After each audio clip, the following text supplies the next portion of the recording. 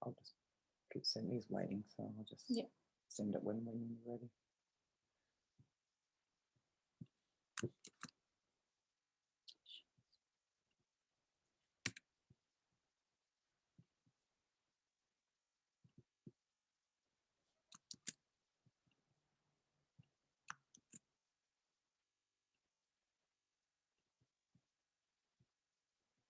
Okay.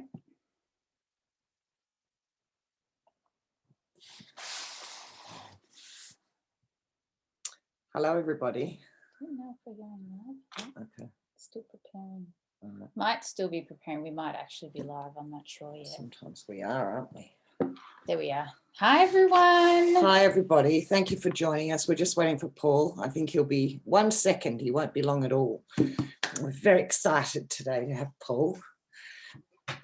He's a very, very clever man. I'm actually a bit nervous because he's so clever, but that's okay. You don't have to be clever to ask questions, though. No, and that's why we're here. I'd like to introduce you to Paul because he's just brilliant. I came across Paul about a year ago on Facebook, and I was just fell in love with him straight away because he offers a different perspective on things. And he sparked a curiosity within me that was brilliant. There he is. Hi, Paul. Oh, hang on, we've got no sound. He's connecting now. Okay. He's connecting. There he is. G'day, Jane and Bella. How are you going? Oh, hi, Paul. Thank you so much for joining us. It's a great pleasure. It's nice to meet you guys. Just saying how nervous she was because you're so smart. This time of day, there's no need for nerves. No, you know what?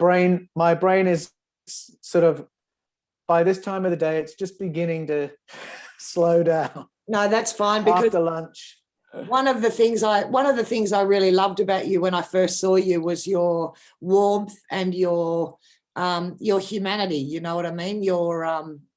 It just seemed like you were somebody who I could speak to, who anyone could speak to and have a beer with and have a chat, you know, and so I appreciate that about you. Thank you. Well, thank you very much. That's my goal, obviously, to try and be a gateway into topics that people might not look into. And if you can't have a chat about the topics, then there's no gateway in. Yeah, so I love hearing that feedback, so thank you. No, that's the truth. And I wanted to share you with the echo chamber because I don't know, everybody on the echo chamber may not have heard of you. So I think you're quite well known these days, but I'd like you to introduce yourself if that's okay, because you're going to do a better job of it than I will. Just a quick bio. Sure. Well, I guess the reason we're speaking today is because of my current work, which is looking at the evidences for our ancestors' contact with extraterrestrial visitors. And I've written 2 books on the theme. The first is Escaping from Eden. And the one that's been launched this month is The Scars of Eden. Oh, there we are. There's Escaping from Eden. There's Escape. I don't have scars yet. I'm halfway through. I'll show my copy. Yep. There we are. This is The Scars of Eden. Yep. Newly out. And the tagline for this one is, has humanity confused the idea of God with memories of ET contact? And so in these books, I sit at the feet of Indigenous elders and read the ancestral narratives that have been gathered by cultures all around the world. And in those, I find evidence of a very different explanation for human origins than the one we hear either from mainstream religion or from mainstream science. And yet it's a story that's been repeated and retold in many ways by various cultures from time immemorial. So that's the work I'm doing at the moment. And my way into it might surprise some people that I've come out of 33 years in Christian ministry, where I worked as a theological educator, a church doctor. I was training pastors in hermeneutics, which is the principles of interpreting ancient texts, and I worked as an archdeacon for the Anglican Church in Australia. So that's not a stable people expect to see people coming from who will stand on a stage and say, I think we were engineered by ETs, but that's my story. and that's who I am. I love that you were prepared to, even though you're in this sort of orthodox way of thinking and on this straight line, and people telling you, you can't think outside this box. You've got to stay in this line. You're not to think outside the box. But as you say, you broke your leg, I think, and you were in traction for a few weeks and in your shipping container outside. And Yes, that's right. You had plenty of time to explore these discrepancies that were there that you were told not to. That's right. Mm. That is what happened. I didn't break my leg, but I sustained an injury from an ultimate frisbee match, and that's a true story. But I kind of use it as a metaphor for a number of times when the universe has given me the opportunity of some time out to do some study and drill down into some questions that interested me. And I think a lot of people will relate to that, because during the lockdowns that we've had, a lot of people have had a lot more time to spend on YouTube or on Facebook than previously. And I find myself in conversation with people very often who said, I've always wondered about this. And just this year, I've watched a whole load of videos on it, and they've actually pursued the little white rabbit that got their attention. So it's the same for a lot of us. We are very, very busy chasing our tails, just trying to make enough money to live. And we don't often have the time to say, oh, I'm interested in this. I'd like to study up on that. But my injury gave me the opportunity to go back to some anomalies in the stories we traditionally tell from out of the Bible that I knew did not fit what's actually in the text. Really puzzling moments that any child would point out as you read them through the stories of beginnings in the Bible, that when you look at them closely, or to my mind, it turned out they were translation issues. My first love is languages. And I was very fortunate with the education I had that in the public system, I was able to learn French, German, Italian, Latin, Portuguese, Greek. And so the way my brain is wired, if I come to a text, wherever it is, certainly in the Bible, my first question is, what do the words mean? And as I asked questions like that, that's where this whole other story started opening up. And I realized there is another story about human origins that's hidden in plain sight in the Bible, that's only a translation away from being blindingly obvious. And that when you make some translation switches, those stories actually line up in parallel with what world mythologies and ancestral narratives say all around the world. So that was really the red pill for me that got me onto this different tack. And you refer originally, I think, and specifically, correct me if I'm wrong, to the Old Testament, yes? The Genesis story. Yes, that's where I began. I started in Genesis, the stories of beginnings, you know, the Garden of Eden, Adam and Eve, Noah and the flood, the Tower of Babel. But then I went on from there because the questions of translation flow on into the Old Testament, or the Hebrew canon, as we might call it.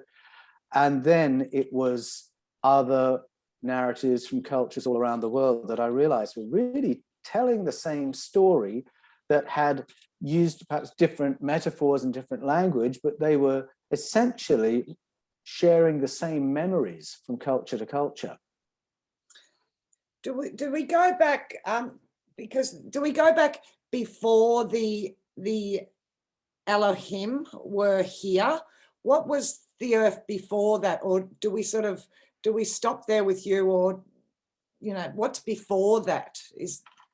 That's a great question, because where I begin in Genesis chapter 1, what we're looking at is a planet that appears to have been devastated by some cataclysm. And then these entities turn up, these Elohim. The word means powerful ones, and it's one of the words that gets conventionally translated as God, but the root meaning is powerful ones turn up in a ruach, which is a craft, and then they start terraforming the planet and re-nurturing intelligent life on Earth. So devastated by a cataclysm. So what was there before? Well, by the time you get to, and this is all just staying in Genesis for the time being, by the time you get to chapter 11, we've heard the telling of a number of resets, whether it's planetary resets or resets of civilization. So there's Genesis 1, the planet's been flooded, it needs repairing. And then you've got the creation or engineering of human beings.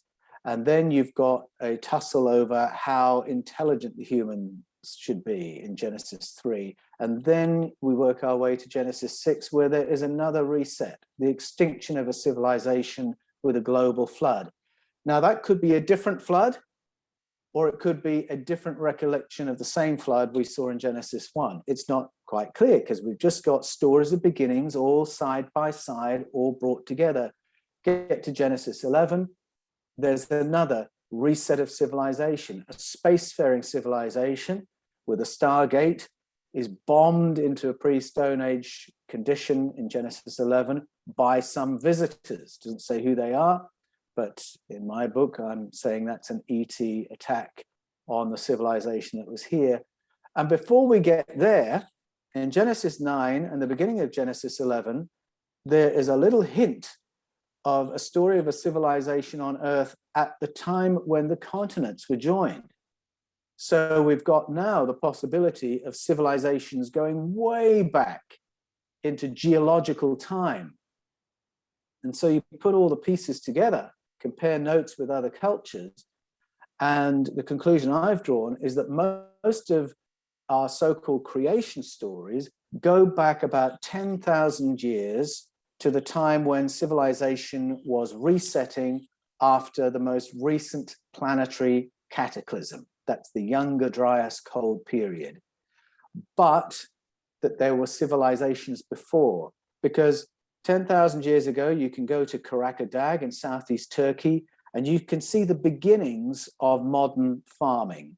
1998, a team went in there from the University of Cologne and the Max Planck Institute and identified what they believed was the first farm, 11 naturally occurring plants, genetically modified to become cultivatable crops, the same family, so the scholars believed, had also just coincidentally worked out how to do animal husbandry. It started there, they said, and then it springs up around the world. Except that just down the road at Göbekli Tepe is a megalithic structure that would appear to be the work of a previous civilization. So 10,000 years ago, you've got a pivot between an older civilization and the one we all know about. Well, the geological question that I mentioned in Genesis 9 and 11, it raises the possibility there have been a number of civilizations here, most of which, all of which, we know nothing about, except the most recent one, which is almost a continuous story. So that's where my research got me, simply from translation, retranslating those texts, and then realizing there's corroboration, not only in other world mythologies, but contemporary sciences that are pointing to this pattern of resets and of the seeding of life on planet Earth from off planet. Because I think I've heard you speak in some of your documentaries that you put together about proof of humanity being on the planet, or civilization at least, 250,000 years ago. Ah, yeah, well, that's a really interesting time frame, because if you go back 200,000 years ago, there's really solid material evidence of gold mining in southern Africa. Now, according to everything we know about Homo sapiens, it would seem that we were here at that time, or people who look like us, our build, our shape, but not as clever as us, not smart enough to know how to farm, not smart enough to know how to build a city, but smart enough, evidently, to work in somebody's mine. And so that's a really curious point, because 200,000 years ago is before the upgrade to our current level of intelligence. And it also correlates with some hints that we find, certainly in the Sumerian stories, that our ancestors were workers for colonizers of our planet who were here for minerals. And the hints are there in the book of Genesis as well. It's a curious moment when we're introduced to the Garden of Eden in the Bible, and we're told that this Garden of Eden, which we picture as a kind of paradise for Adam and Eve, living in this lovely garden, providing them with all their needs, and yet we're told where the key mineral deposits are that are handily close to Eden. Well, why on earth do we need to know that? Why would Adam and Eve need to know that? And the Scars of Eden suggests, and Escaping from Eden suggests, it wasn't Adam and Eve who needed those minerals. It was the colonizers and those who were working on our ancestors to develop us into a useful workforce.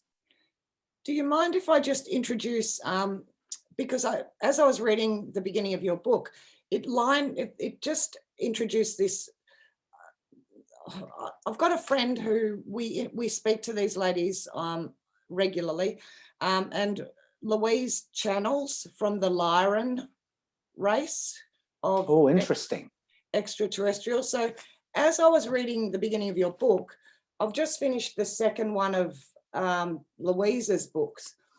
So she says, and it was particularly with the powerful ones.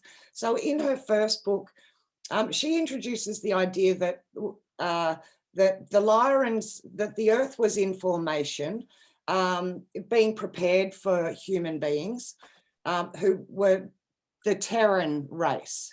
So the Terran race, pre-human, but human. And the Lyrans, because their planet was just, they were in a war, they got the formless ones came. So these formless creatures came, and they had this big thing with Lyra, so they had to leave Lyra, and they were looking around for a planet to sit on for a while until they could find somewhere else to go permanently. So they looked around, they found Earth, and at the time it was still in sort of production really, but they made a contract with Earth that they could come here and get themselves together and look around for somewhere else and leave some of their DNA and whatnot in this Earth for when the Terran race came up out of the Earth. So if this is, and this is a story, like all these stories that we have, but when, so the Terrans came up out of the ground, like from the Earth, and then these formless ones arrived and they took over, and they took all the then through them came the Anunnaki, and they took all of the liquid gold and all of these minerals and whatnot, and just the formless ones and the powerful ones, I don't know, it just was like, oh my God, they could be the same thing, I don't know. Well, it's really intriguing. Many of our world mythologies speak about what I call in my book a sky council, or Hayem Eshed, the former chief of space security for Israel, the brigadier general who held that position for 27 years. Just before Christmas, he said that on the basis of his 27 years in that role, his understanding is that there is, and this is his phrase, an intergalactic council that is in contact with us at a covert government level and that has chosen not to self-disclose. Well, what he calls an intergalactic council, I call the Sky Council, Intergalactic Federation, he calls it. Sky Council, go to Greece, you'll have other language, go to the Vedas, other language.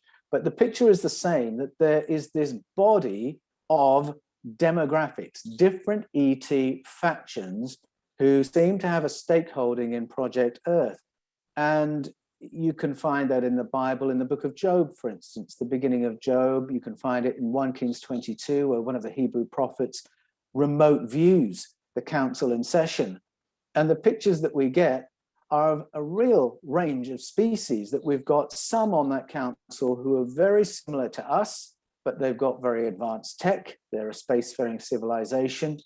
Then you've got others who we might think of as interdimensional entities that have immense creative powers. They can do terraforming at the drop of a hat. And then you've got other entities that seem to be we might call them parasitic energy-based entities that are always around biological life, feeding off our emotional fields. And that's what the Gnostics called the archons.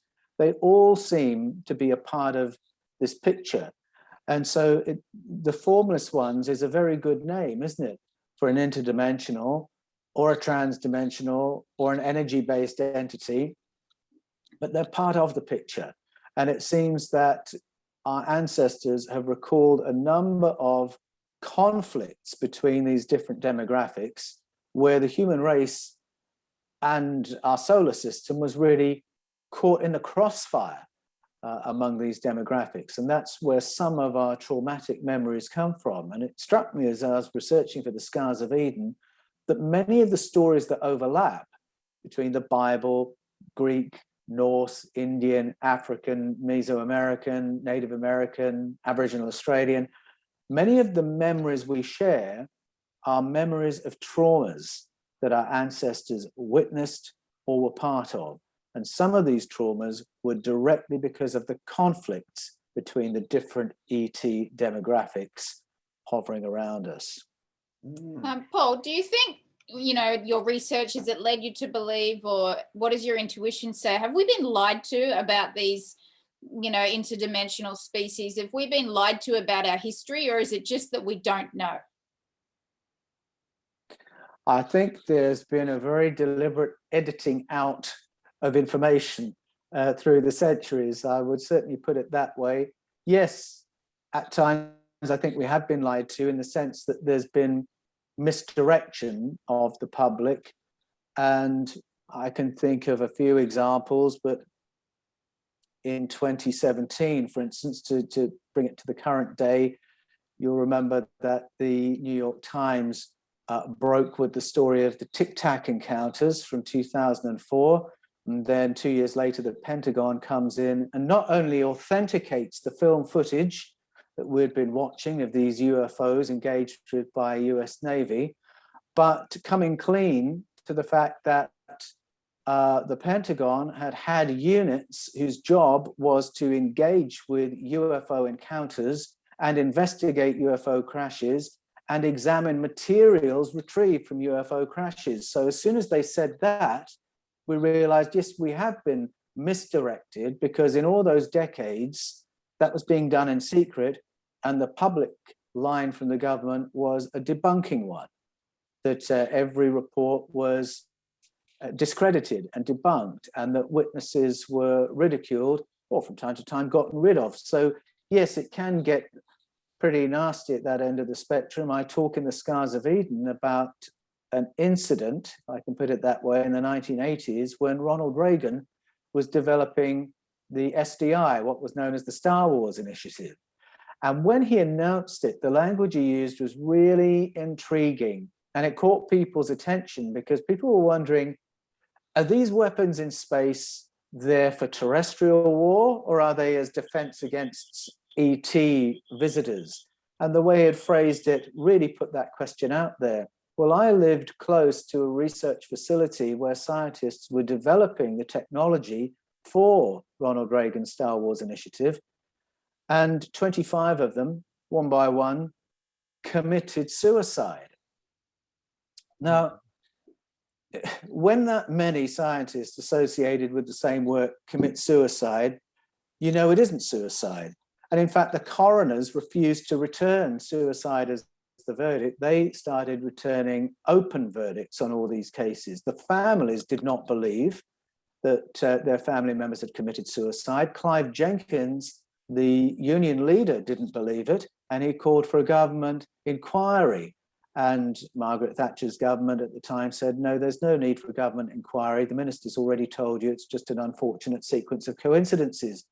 Now, an unfortunate sequence of coincidences, 25 suicides long, is a message, isn't it? It's a message to the public. You don't go there, you don't look into this, and you don't whistleblow on projects like this. So there is a very dark end to the spectrum.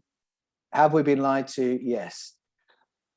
The soft end of the spectrum, and it's still pretty nasty, is that there's a very deliberate editing out of ancestral knowledge, so that you look at the beginning of Christianity and you've got a kaleidoscope of theologies and views and documents. In that conversation, in that mix is a discussion about where did we come from?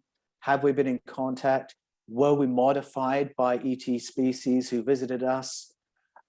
What are the Elohim stories about in the Hebrew scriptures? Are they about an entity we don't know about? All that was part of the mainstream conversation, and then it got pushed out, so that the church fathers, who were most eager to keep those conversations going, were excommunicated, labeled as heretics, their works totally destroyed.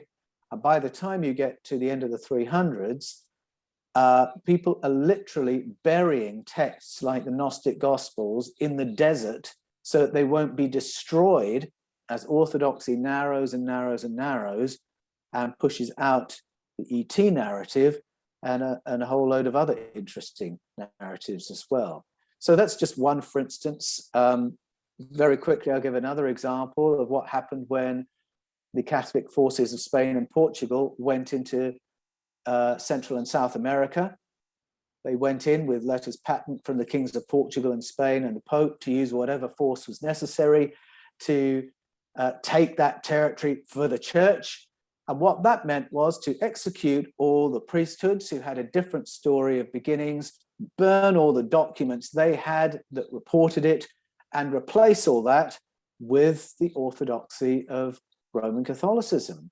They set up the schools, they plant the churches, they are now the news agencies telling us where we're living, our place in the universe, so on and so forth. And so there was a very deliberate deletion of ancestral knowledge and a replacing with Christian orthodoxy, except that they didn't entirely succeed in destroying the old stories. And 200 years after those invasions, the old stories started resurfacing, and credit where it's due, it was a Roman Catholic priest, a Dominican friar called Francisco Jimenez, who brought the Mayan tradition back to life when he translated the Popol Vuh, which is very, very frank about our ET origins and those who engineered us. So there we are, just some examples of how knowledge gets excluded, forbidden, almost destroyed, except it always returns.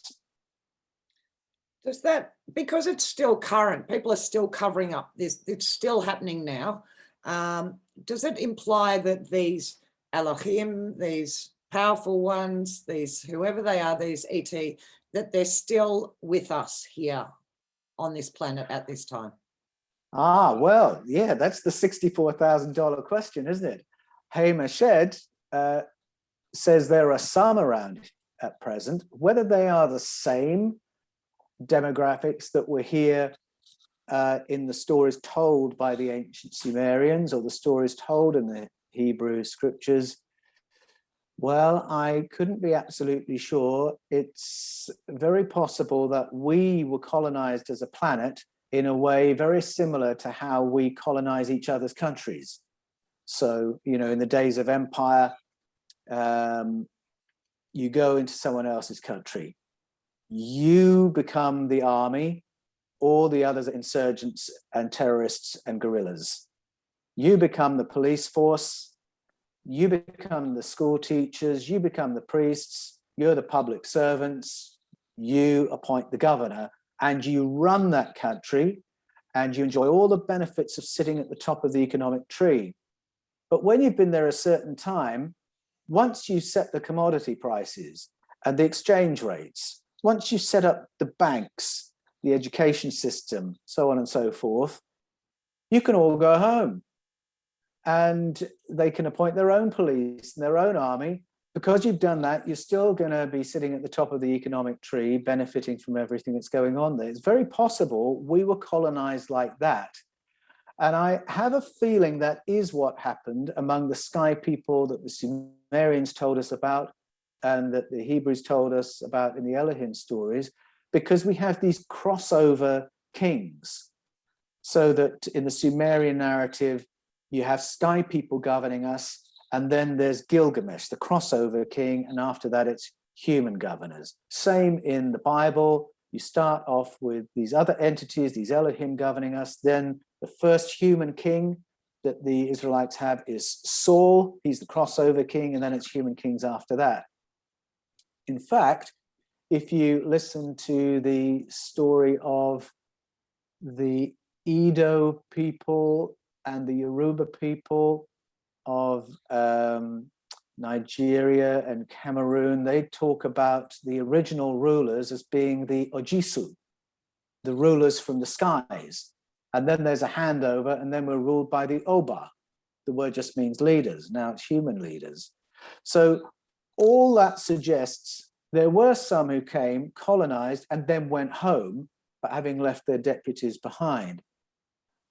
But there's another layer to that story, because Gilgamesh, the crossover king in the Sumerian story, was a hybrid entity. And so there's a bloodline question. Is there more ET in the bloodlines of the human governors they left behind? And what happened to those families? Are they the same families governing us now? And this is a question. They be the top 1%ers? Are they the 13 families? That's right. Are they the 1%? Are they the elites? I don't know, but you can follow the logic and see how we might get to that conclusion. And certainly through modern times, if I can put it that way, royal families have always been very, very concerned that they shouldn't breed with ordinary human beings. Perish the thought. I mean, where does that concern come from? When I was a little boy, I remember being... Sorry, go on. With the royal family thing, they talk about the blue blood. Okay, so is the blue blood, because I've heard it's actually like a real thing. Do you know anything about that? Well, I'm not close enough to any of the royal families to be able to confirm any stories like that. But I would just say we all know that royal families are very, very concerned with protecting their bloodline. That could just be keeping it in the family, or it could go back to these crossover kings and the significance of those stories. I remember when Meghan Markle appeared on the scene, if I dare breathe her name in a public interview, and people thought, oh, isn't this lovely? Finally, the royal family are allowing a prince to marry a commoner. And then, no, a few weeks into that story, the British press had managed to dig up the fact that, no, there's actually some royal blood in the Markle family. Really? Yes, in the Markle family. And no, they hadn't left it to chance that it might have been a total commoner, that even Prince Harry would marry. He's not in line. He's not going to be king. But that's just one example. I've got a photograph somewhere on my website that shows a picture of 9 heads of state of independent democratic nations taken at the beginning of the 20th century. They're all cousins. They're all part of one family. And so obviously you raise an eyebrow and you ask, what is that about? Is that just a group of families saying, let's keep hold of power, which is exactly what you'd expect governing families to say? Or does it go a little bit further? And our ancestors hint at the fact it might go a little bit further. Mm. Now, these powerful ones, these aliens, extraterrestrials, what are they after with us, Paul? Are they after what is it that they want from us? Or is it just that they want to take the resources from the planet and control us? What do they want? Are we just slaves to them? Are we just food? I think, again, my start point is, what did our ancestors tell us? And it seems that they report a whole range of agendas that has brought us the attention we're enjoying. So you've got stories like the stories of hybridization that occur in Genesis 6 and that repeat in cultures around the world. And those stories suggest that there are some here because they like human beings. In Genesis 6, it says the Bene Elohim, the second wave of ETs in the biblical story, saw the daughters of men, the human females, and said, wow, they're gorgeous. Let's have some of that in our gene pool. And that's that story that they really wanted. Some of what we have in their gene pool. The Mamiwata stories that come from Ghana, the Mahurani stories from Kenya, they repeat all around the world in different cultures with different names. The Philippines have the same story. You can go to the Caribbean, the Welsh, Irish, Scots, Norse, Indians. They all have this story of hybridization that suggests that there is something special about Homo sapiens. We seem to have a unique cocktail of attributes. Maybe there's a unique fusion of animal strength, mammal, emotion, higher consciousness, that means we've got a unique capacity for consciousness, thought, compassion, creativity, love, emotionality that our neighbors find attractive. It's very possible that some of our neighbors don't have the robust physicality we have, and they like that. Some of our neighbors might not have the colorful emotions we have and can't enjoy life in the way that we do, and they like that. So I think some of the attention is of that kind. I think there are some at the table of the Intergalactic Federation who have a very nurturing parental attitude towards us. Lyrans, our ancestors talked about Pleiadians, those from the Sirius star system. And then there may be others for whom we're really a bit of an inconvenience, because from the get-go, there were people in the Sky Council saying there are too many humans on the planet, they're so noisy, and they're a threat, quite frankly, if they get too clever. So there are some who don't like us. There are some, I think, who are here purely for what the planet can offer, minerals-wise. There may be others who are here for other things the planet has to offer. And then when you get on to the energy-based beings, there are some who just love the negative emotions that humans carry sometimes, and they're feeding off us in that way. And our ancestors said we need to be very careful about looking after our emotional state so that we don't become food for entities like that. And they regarded, they warned about the influence on world politics of entities like that, that it's in their interest to push our politics into polarization and war and hatred and xenophobia. They love it, they feed off that. And the moment you read those old stories, you start thinking, yeah, we need to box a bit smarter in how we manage our own planet and in terms of our, what some people call our exopolitics. We need to be at that table of the Intergalactic Federation. We need to be standing up and saying, this is our planet, this is who we are, these are our aspirations, and do some diplomacy with those who are at the table who are on our side. And I think some of the stories our ancestors left us were there to guide us in that direction. And I think that's exactly why Hayam Ashed made the statement he did, because we need to get into that moment where we get beyond all the silence and classification to a point where we can begin positioning ourselves in the Intergalactic Federation and growing up a bit in our place in the cosmos. How do we step into that version and find our spot at the table when it's all being hidden from us and we're under that cloak of disclosure? How do we make that leap?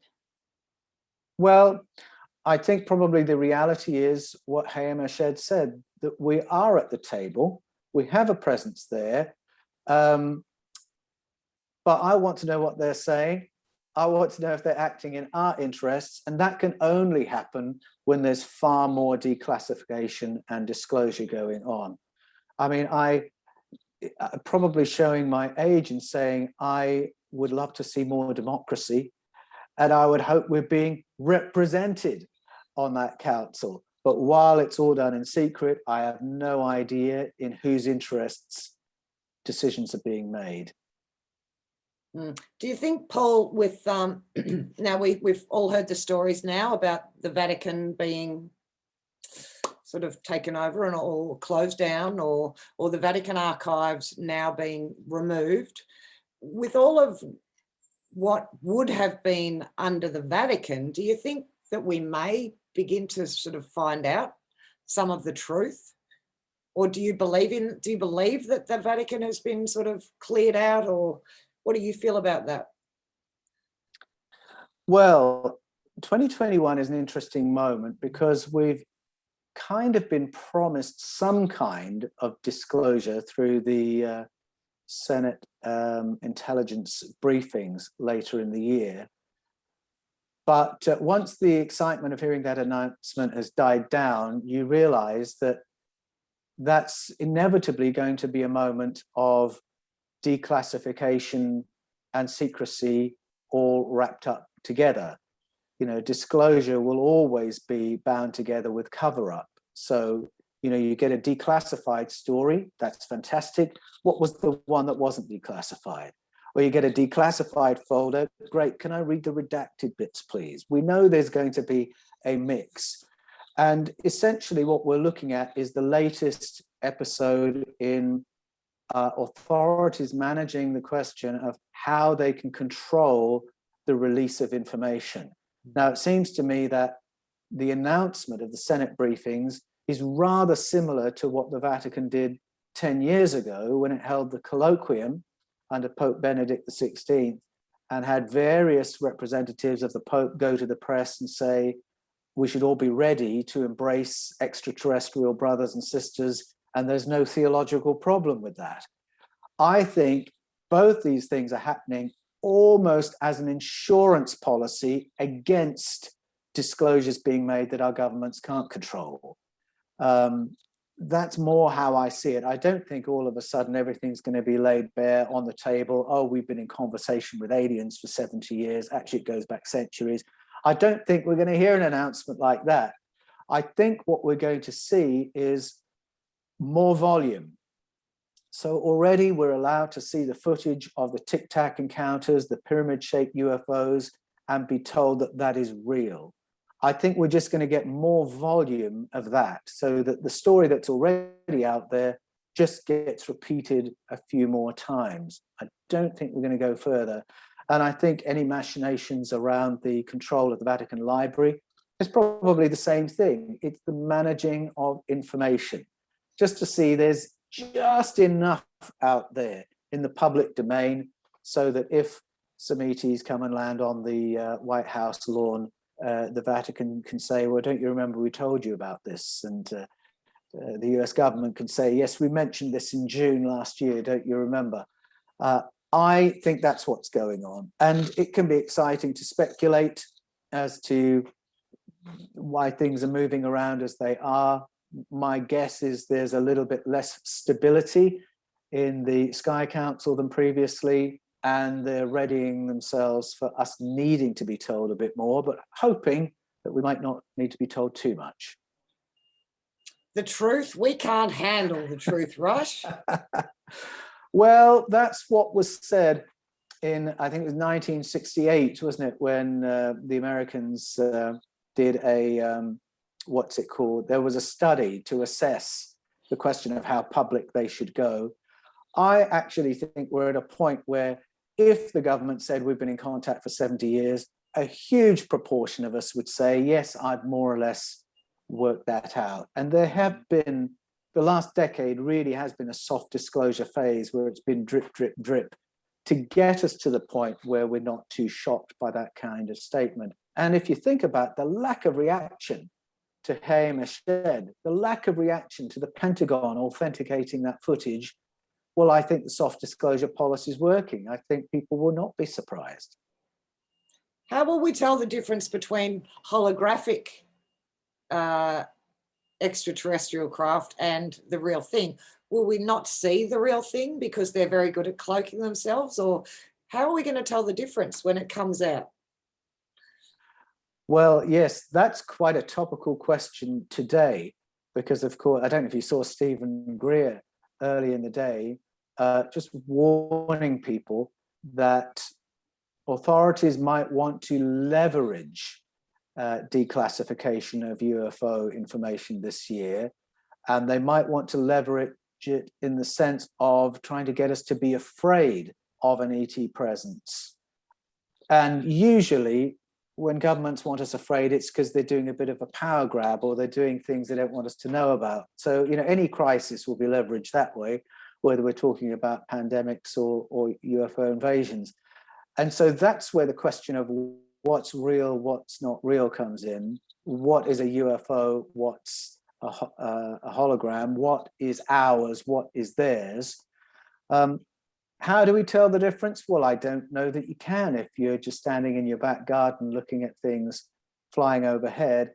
I would just want people to be prepared for the moment and not be manipulated into a fear response, because it seems to me we've been in contact for a long time in a somewhat stable arrangement. I would repeat what our ancestors have said, that we have friends at the table who are there on our side. And one of the reasons I've put my books out, Escaping from Eden and the Scars of Eden, is that I don't want people panicking when things like this really do get in the news.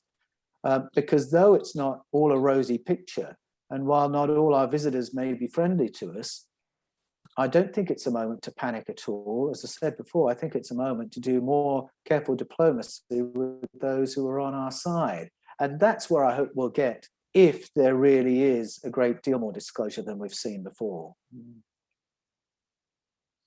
Paul, how has your life changed since you released these books?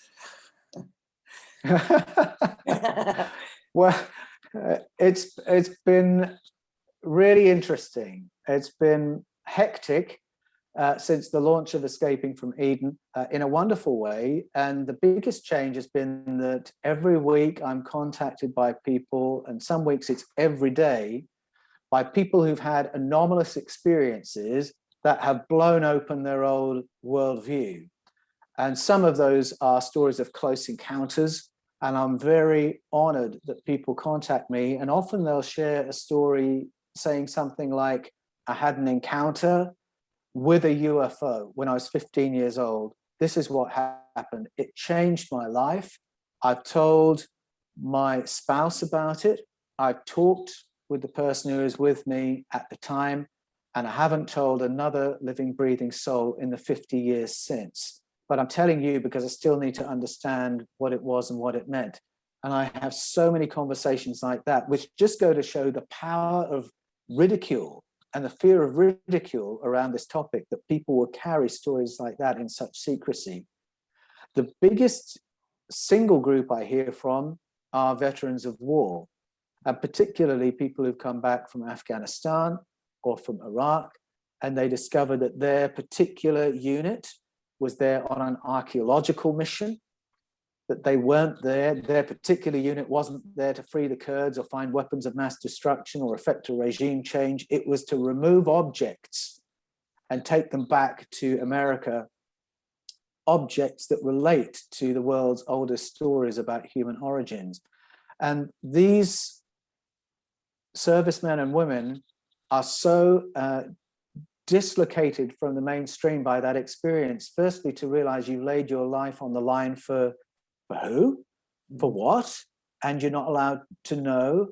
And of course, they go searching for an explanation, and that journey takes them to the Sumerian clay tablets with the world's most ancient stories on them. That brings them to the Fifth Kind TV or to Escaping from Eden and into conversation with me. And so it's my privilege to help people re-understand the world they live in, be reassured about what they saw and experienced, to know, yes, that really happened. Yes, that has happened to many people. Yes, what you're saying does make sense. And then I hear from others who come from a faith background, who have either had experiences that don't fit with what they've been taught, or that they're not allowed to talk about in their churches, or things they've seen in the Bible that they're not allowed to mention, but they have to go somewhere with that and have those conversations. So my pastoral work has really landed there. So rather than leading congregations or working for a district in a denomination, my pastorate is the people who come to me with experiences like that. They come for coaching as they find their feet again in a world that's sort of changed all around them. And so my pastoral work has changed like that.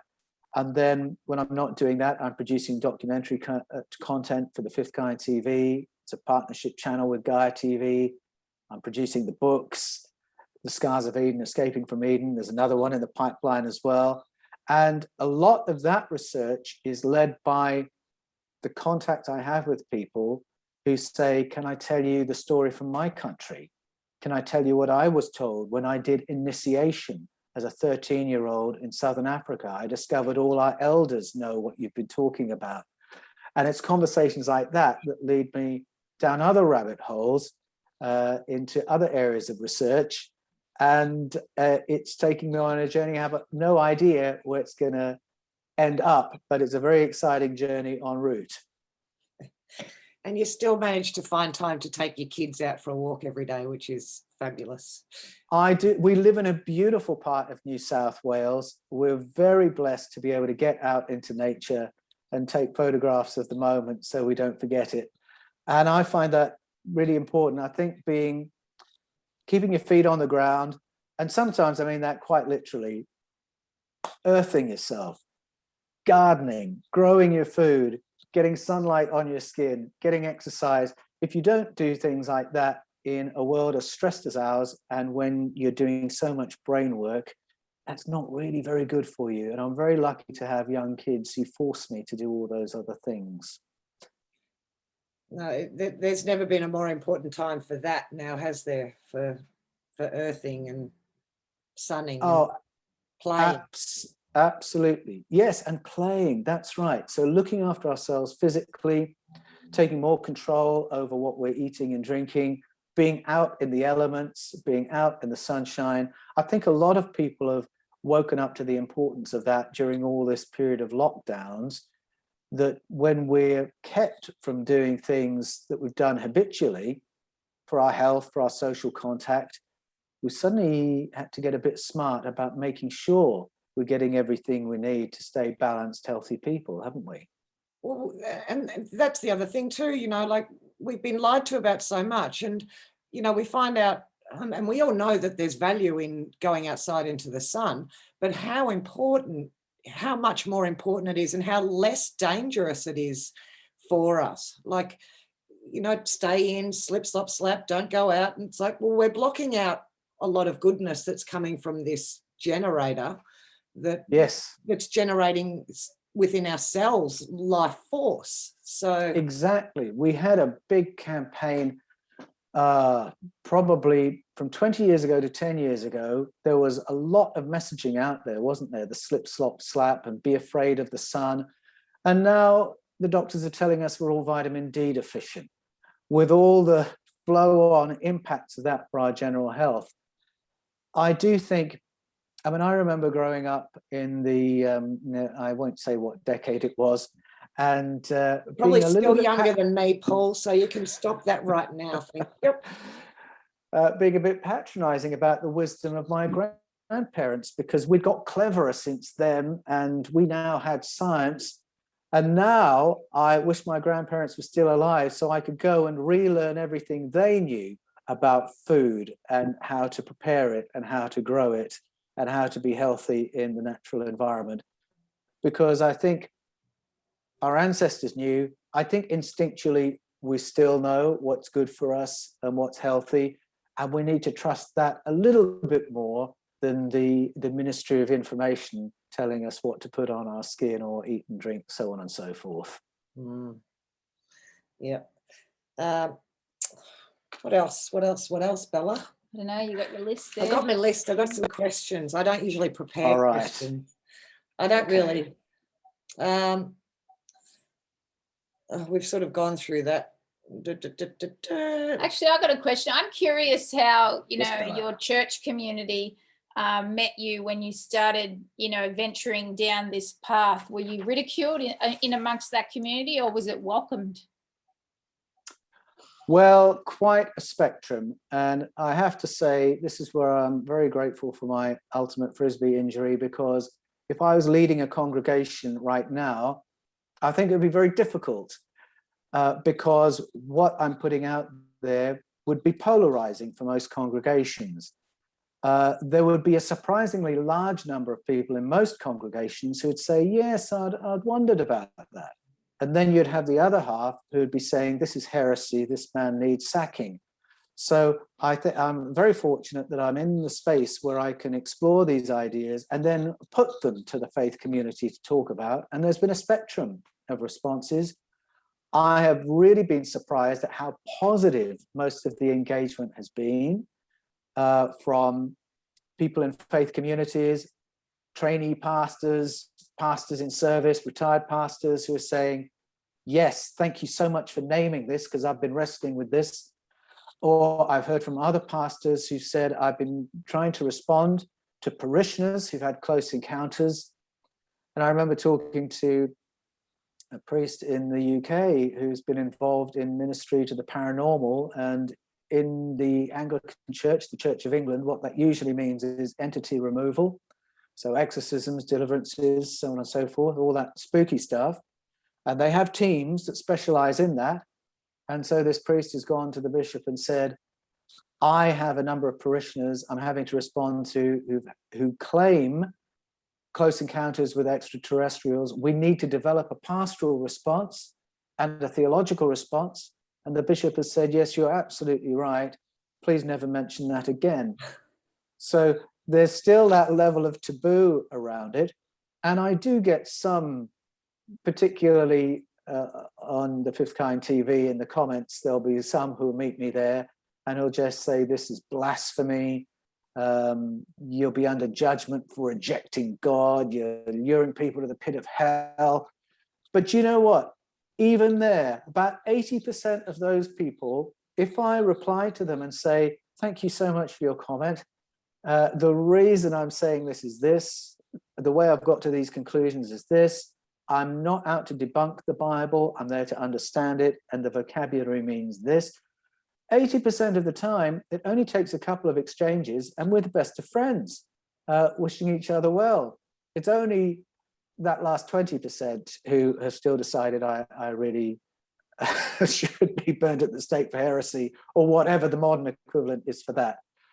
And I think more disappointing even than that for me is people colleagues in the ministry who refuse to read my books, but who will lambast them in public without having read a single word of them. So it's the total spectrum of response that I get. But overwhelmingly, I've been delighted by how positive the engagement has been and how open-minded so many people are on this topic. An open-mindedness that I think is something I've not seen in decades previous. Well, you definitely still have a congregation, Paul. It's just a different, like I'll put myself, I'm part of your congregation now because I've watched so many of your things, and I just think you're unique and your time is now. And I think you just, I love supporting you. I've got one more thing I'd like to ask. Given that we've got all this sort of narrative, we're in these biblical times, and because you're a Bible man, what's your sort of take on what's happening in the Middle East right now, and how do you see that sort of playing out? Yes, that's a very good question, because in the apocalyptic literature of the Bible, that region would appear to be uniquely important. And believers have long had their eye on that part of the world to see if there are any signals as to where we are in history according to what's happening there. I don't think it's a very clear view. I don't think there is a clear answer, because what the prophets of the past have said in connection with that would really have given every generation since the writing of the book of Revelation cause to believe that everything's going to wrap up any moment now. And in a way, I think those texts were written that way quite deliberately, because the writer's intention was that we should be alert to what's happening there, and alert to what's happening where we live. And I think some of these ancient stories, the ones we've been talking about, were given to us not so much to tell us about the past, but to let us know how things work in the world today and why they work the way they do. I think that it's too easy to fall into the way stories are told on the news, where we think we're looking at international conflicts, by which I mean conflicts between nations. The moment you talk to grassroots people in the nations, you discover we don't have an argument with each other. It's those who govern us who have arguments with each other. And the reasons for those conflicts are often really quite opaque. I talk in the Scars of Eden, just to push it a bit further away from the present day, about that famous Christmas truce in the First World War, where it came to Christmas Day and the German soldiers and the British soldiers came up out of the trenches, talked to each other, and they spent the day playing soccer together, because those boys in the trenches had no argument with each other. It was the elites of Europe who had the argument and were slaughtering them in the process. And we've had a number of grave warnings from past generations of presidents. Woodrow Wilson would be one. Eisenhower would be another, the one who warned us about the military-industrial complex, helping people to understand that our geopolitics are not about international conflicts. The conflict is at another level. And that's what our world mythologies are really all about. Well, It's just mind-blowing, isn't it? It's blown my mind, because for 55 years, I just got on with life. I didn't really pay too much attention to, well, I was paying attention, but I realize now I wasn't paying attention. And it was last year, at the beginning of last year, when all of this nonsense sort of started, I heard this interview with this guy, and he was like, it's basically, I think he was talking about the black books, the hidden books in the US military that were suppressing all the ET stuff, the UFO stuff. And then I came across Stephen Greer, and then I came across you, and I was like, oh my God. And I said to Bella, are these reptilians real? Are they real? Are they really real? And it's all sort of like, whew, in the last year. So thank you for the clarity that you offer and your viewpoint for helping people like me keep my shit together, you know what I mean? Because otherwise I'd lose it. And it's really important. Yes. And I wanted to just to say thank you and invite you on here and just say thank you and to share you. And that's it. I mean, well, Jane, thank you so much for saying that, because that really is my agenda in putting the Scars of Eden out there. He's got an agenda, Bella. Can we trust him? Well, my agenda is people are waking up to all these things, and we have to do that. And as you say, keep our shit together at the same time. I know. And it can be, it doesn't matter what red pill you take, what lie you realize we've been told. But if it's what we're talking about, it can feel very disempowering. And you think, oh, okay, so we're just the pawns and all the real story is happening among the elites. You can feel so disempowered and so depressed that you just think, well, what's the point of my going into work tomorrow? And we have to get beyond that. We have to get to the point of saying, all right, okay, so this is the world we're living in. How then do I live in it? How do I enable my family to thrive in this bizarre, crazy world that I've suddenly discovered is the real one we're living in? And so much of what I do on the Paul Wallis channel is aimed at that, helping people be in an emotional space where they can do business with this without going into an emotional black hole. So Paul, on that, where can people meet you and find more of your content and buy your books? Anyone that's watching at home really resonates with this, how can they find you? Sure, thanks, Bella. You can go to Amazon, Kindle, Barnes & Noble, Book Depository, Hive, anywhere they sell books. Get hold of The Scars of Eden and Escaping from Eden. And if you're gripped by what's there and you want to get into conversation, go to the Fifth Kind TV on YouTube, come to the Paul Wallis channel on YouTube, and I'm always there in the comments to have conversations with people.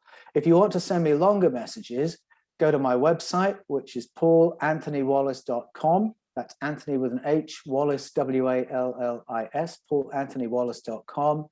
And it's through the website that I do coaching with people, and you can keep up with all the research I'm involved with at present.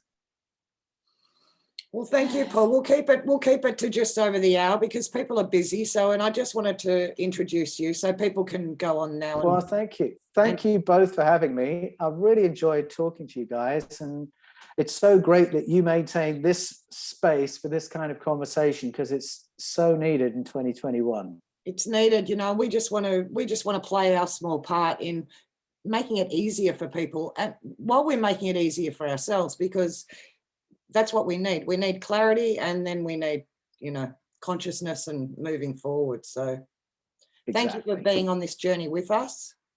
Thank you. It's been a pleasure. Pleasure. And thank you everyone for watching at home.